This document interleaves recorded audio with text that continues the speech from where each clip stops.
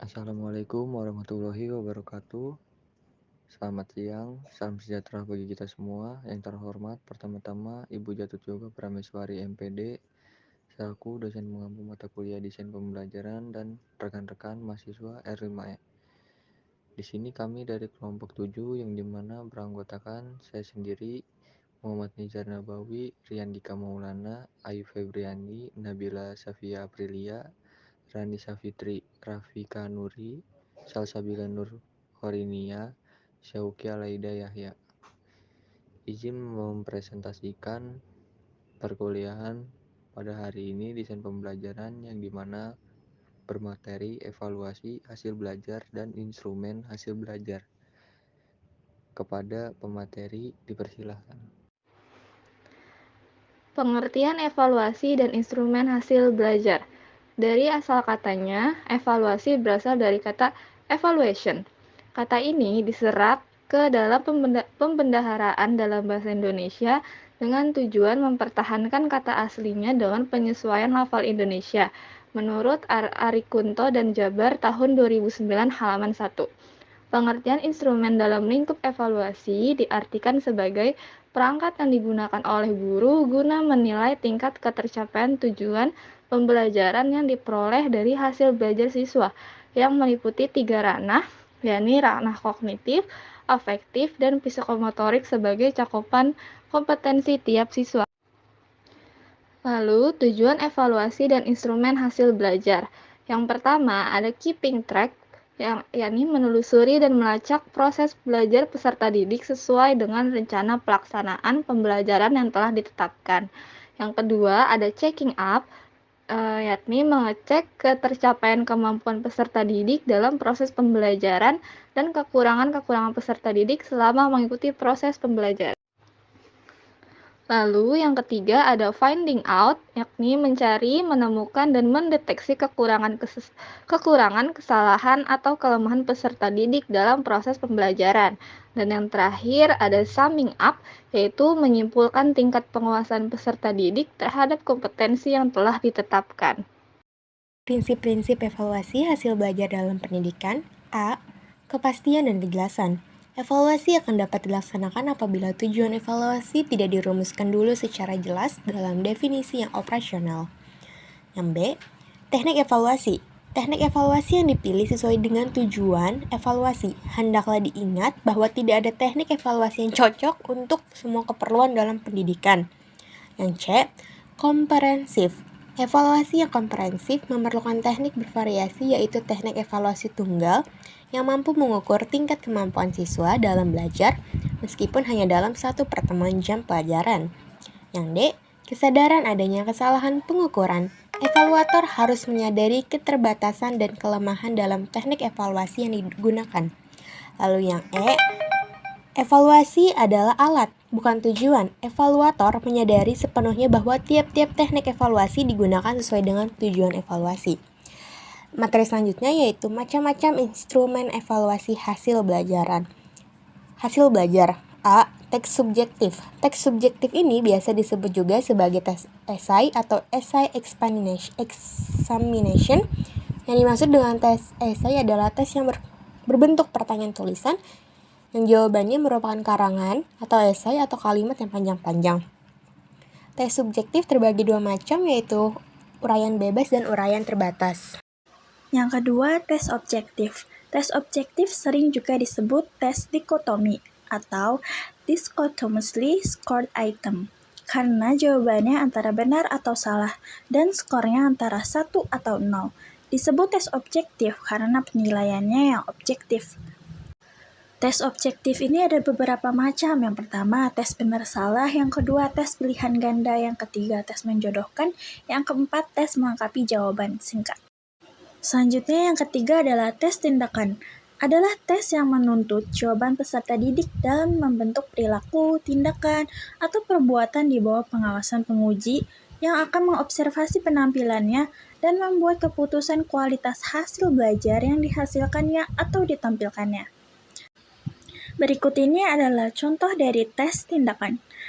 Coba tunjukkan di depan kelas bagaimana cara mengajar dengan menggunakan model pembelajaran aktif tipe jigsaw.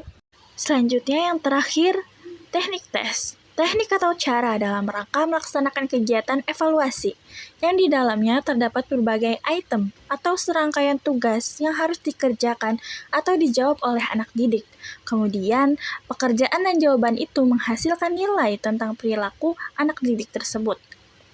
Nah, teknik tes ini ada beberapa macam. Yang pertama, tes penempatan atau placement test. Nah, yang kedua, tes diagnostik, dan yang ketiga, tes sumatif, yang keempat, tes sumatif. Selanjutnya, langkah-langkah evaluasi dan instrumen hasil belajar. Evaluasi merupakan bagian integral dari pendidikan atau pengajaran, sehingga perencanaan atau penyusunan. Menurut Solahuddin, tahun 2020, pelaksanaan dan pendayagunaannya pun tidak dapat dipisahkan dari keseluruhan program pendidikan atau pengajaran, menurut Salamento tahun 2001. Hasil dari evaluasi yang telah diperoleh selanjutnya dapat digunakan untuk memperbaiki cara belajar siswa atau fungsi formatif. Langkah-langkah evaluasi hasil belajar. Menurut Anas Sudiono tahun 2017, evaluasi dapat dilaksanakan tepat pada waktu yang diharapkan dan hasilnya tepat guna dan tepat arah. Perlu mengikuti langkah-langkah berikut ini. 1. Penyusunan rencana evaluasi hasil belajar. Perencanaan evaluasi hasil belajar itu mencakup yang A. Merumuskan tujuan dilaksanakannya evaluasi. Hal ini disebabkan evaluasi tanpa tujuan maka akan berjalan tanpa arah dan mengakibatkan evaluasi menjadi kehilangan arti dan fungsinya. Yang B. Menetapkan aspek yang dievaluasi. Misalnya, aspek kognitif, afektif, atau psikomotorik. Yang C. Memilih dan menentukan teknik yang akan dipergunakan di dalam pelaksanaan evaluasi. Misalnya, apakah menggunakan teknik tes atau non-tes. Penghimpun data. Dalam evaluasi pembelajaran, wujud nyata dari kegiatan penghimpun data adalah melaksanakan pengumpulan misalnya dengan penyelenggaraan tes pembelajaran. Yang ketiga, melakukan verifikasi data. Verifikasi data adalah proses penyaringan data sebelum diolah lebih lanjut. Verifikasi bertujuan untuk memisahkan data yang dapat menjelaskan gambaran yang akan diperoleh mengenai pekerjaan yang gagal dievaluasi dengan data yang tidak baik atau dapat mengabulkan gambaran yang akan diperoleh. Anas Sudiono tahun 2011. Mengolah data, menganalisis data bertujuan untuk memberikan makna terhadap data yang lebih dihimpun.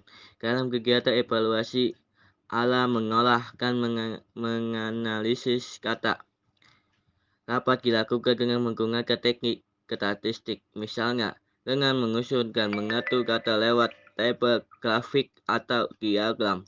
Perhitungan rata-rata, tanggal, deviasi, pengukuran korelasi. Yang kelima, memberikan interpretasi dan mengambil kesimpulan. Interpretasi menurut bervariasi makna yang tergandung dalam kata yang telah mengalami pengolahan dan menganalisiskan atas dasar interpretasi tersebut akan ditemukan kesimpulan yang mengacu kepada tujuan dilaksanakan evaluasi tersebut. Baik, saya akan melanjutkan yang keenam, tidak lanjut hasil evaluasi. Dari hasil evaluasi yang telah disusun, diatur, diolah, dianalisis, dan disimpulkan sehingga diketahui maknanya, maka elevator dapat mengambil keputusan atau merumuskan kebijakan yang perlu sebagai tindakan lanjut dari kegiatan evaluasi tersebut.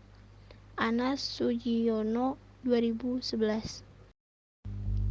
Selanjutnya, instrumen evaluasi hasil belajar dalam dunia pendidikan. Yang pertama, tes tertulis bentuk uraian atau esai.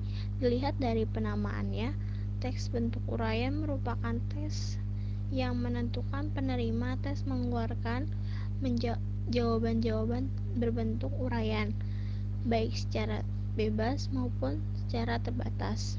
Yang kedua, hasil belajar untuk objektif. Tes objektif disebut objektif karena cara pemeriksaannya yang beragam terhadap semua peserta didik yang mengikuti sebuah tes. Tes objektif juga dikenal dengan istilah tes jawaban pendek atau short answer test. Selanjutnya, karakteristik instrumen evaluasi. Evaluasi dilakukan untuk menemukan kekurangan-kekurangan dalam proses belajar mengajar, sehingga kualitas pembelajaran dapat ditingkatkan. Evaluasi dapat menilai sejauh mana keefektifan pembelajaran yang diterapkan pendidik. Alat ukur yang baik dapat mengukur data secara akurat sesuai dengan fungsinya. Tentu karakteristik instrumen yang baik memiliki dasar valid, reliable, relevan, representatif, praktif, diskriminatif, spesifik, dan profesional. Selanjutnya, valid. Valid merupakan kecocokan, maka instrumen yang valid dapat mengukur apa yang hendak diukur secara akurat. Misal, alat ukur hasil belajar, maka alat ukur tersebut harus benar-benar mampu mengukur hasil belajar, seperti hal mengukur keefektifan media, model, metode, strategi, dan komponen pembelajaran lain. Yang kedua, reliable. Instrumen baik juga harus reliable, artinya memiliki hasil yang konsisten. Misalkan pendidik memberikan tes kepada sekelompok peserta didik untuk mengukur kemampuan mereka dalam memecahkan suatu masalah. Kemudian, tes tersebut diberikan lagi pada kelompok peserta didik yang berbeda. Ternyata hasil sama atau tidak jauh berbeda, maka instrumen tersebut memiliki tingkat reliable yang tinggi. Selanjutnya ada relevan. Relevan berarti sesuai. Artinya, instrumen yang dirancang harus sesuai dengan indikator, standar kompetensi dan kompetensi dasar yang telah ditetapkan. Misalnya, dalam menilai hasil belajar, maka instrumen yang dibuat harus berdasarkan domain kognitif. Jangan sampai ingin mengukur domain kognitif namun menggunakan wawancara atau angket. Hal ini tentu tidak relevan. Yang keempat ada representatif. Representatif artinya materi alat ukur harus betul-betul mewakili dari seluruh materi yang disampaikan. Hal ini dapat dilakukan bila guru menggunakan silabus sebagai acuan pemilihan materi tes. Guru juga harus memperhatikan proses seleksi materi, mana materi yang bersifat aplikatif dan mana yang tidak, mana yang penting dan mana yang tidak. Yang kelima ada praktis, artinya mudah digunakan. Jika alat ukur itu sudah memenuhi syarat tetapi sukar digunakan, berarti tidak praktis. Kepraktisan ini bukan hanya dilihat dari pembuat alat ukur atau guru, tetapi juga bagi orang lain yang ingin menggunakan alat ukur tersebut. Yang keenam ada diskriminatif. Diskriminatif artinya adalah alat ukur itu harus disusun sedemikian rupa sehingga dapat menunjukkan perbedaan-perbedaan yang sekecil apapun. Semakin baik suatu alat ukur, maka semakin mampu alat ukur tersebut menunjukkan perbedaan secara teliti. Untuk mengetahui apakah suatu alat ukur cukup diskriminatif atau tidak, biasanya didasarkan atas uji daya pembeda alat ukur tersebut. Yang ketujuh ada spesifik. Spesifik artinya suatu alat ukur yang disusun dan digunakan khusus untuk objek yang diukur. Jika alat ukur tersebut menggunakan tes, maka jawaban tes jangan menimbulkan ambivalensi atau spekulasi. Yang terakhir ada proporsional. Proporsional artinya suatu alat ukur harus memiliki tingkat kesulitan yang proporsional antara sulit, sedang, dan mudah. Begitu juga ketika menentukan jenis alat ukur, baik tes maupun non-tes. Selanjutnya saya akan membacakan simpulan. Evaluasi berasal dari kata evolution. Kata ini diserap ke dalam pembendaharaan dalam bahasa Indonesia dengan tujuan mempertahankan kata aslinya dengan penyesuaian lafal Indonesia.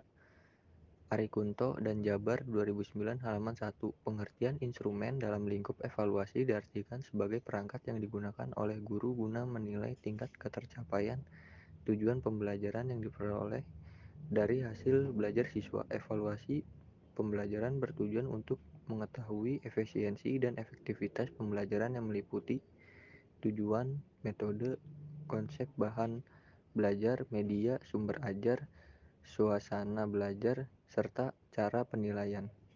Sekian, itu saja dari kelompok kami, kurang lebihnya mohon maaf. Wassalamualaikum warahmatullahi wabarakatuh. Terima kasih.